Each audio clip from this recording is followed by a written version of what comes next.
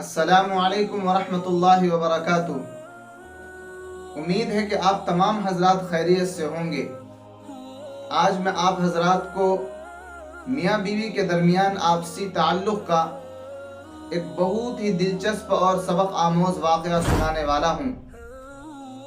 एक जगह मियाँ बीवी रहा करते थे और दोनों में बड़ी खुशहाल ज़िंदगी गुजर रही थी। आपस में बड़े ही ये लोग खुश रहा करते थे। लेकिन इत्तेफाक से एक दिन कुछ दोनों के दरमियान सख्त कलामी हो गई और गुस्से से एक ने दूसरे को बुरा भला कहा। अभी सख्त कलामी हो रही थी, दोनों में झगड़ा हो रहा था कि बीवी अपने गुस्से पर काबू न कर पाई और अपने शौहर से मुतालबा करने लगी कि अगर तुम मर्द हो तो मुझे अभी तलाक दे करके दिखाओ। शौहर के कान में जैसे ही ये बात पड़ी वो फौरन खामोश हो गया और उसने अपने गुस्से पर बहुत ही कंट्रोल करने की कोशिश की। लेकिन बीवी वो खरा खोटा सुना ही रही थी कि फिर उसने इसी हालत में दूसरी मर्तबा मुतालबा कर दिया कि अगर तुम मर्द हो तो मुझे अभी तलाक दे करके दिखाओ। शौहर बड़ा खामोश रहा, वो कुछ नहीं कह रहा था, अपने गुस्से को अपने काबू में रख रहा था। लेकिन इसके बावजूद बीवी की तरफ से बार बार मुतालबात हो रहे थे। हालांकि बीवी उससे बड़ी मोहब्बत करती थी, शौहर भी उससे मोहब्बत करता था, लेकिन ये सब जो बीवी के ज़बान से निकल रहे थे ये सब सिर्फ गुस्से की वजह से था, वरना हकीकत में दोनों के दरमियान मोहब्बत थी। चुनांचे बार बार मुतालबा करने लगी, फौरी तौर पर तुम मुझे तलाक दे करके दिखाओ। लेकिन शौहर बड़ा खामोश था।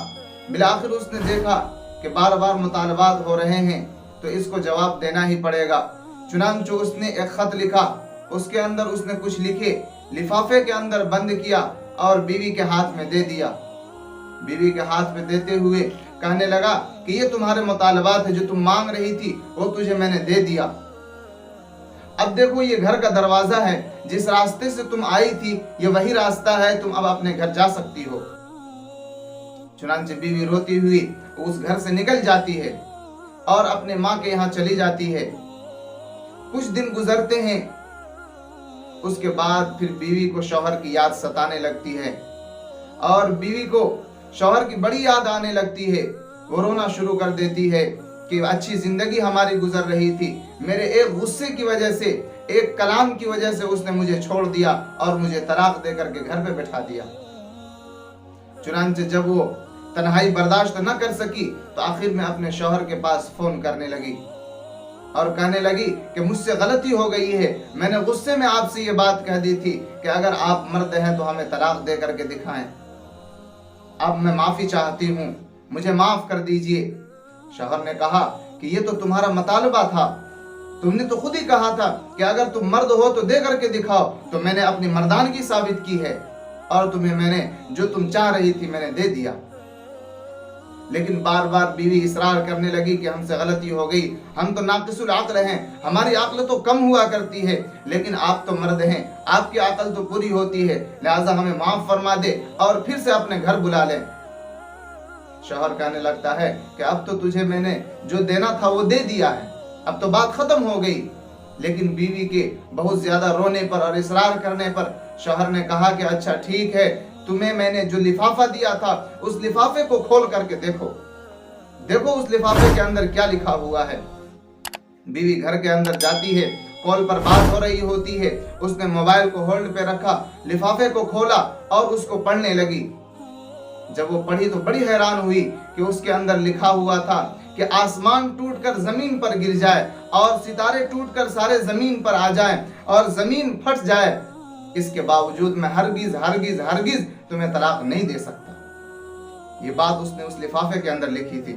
जब बीवी ने वो पढ़ा तो बड़ी खुश हुई और कहने लगी कि वाह, आप वाकईतन मर्द हैं और अपनी मर्दानगी साबित की है।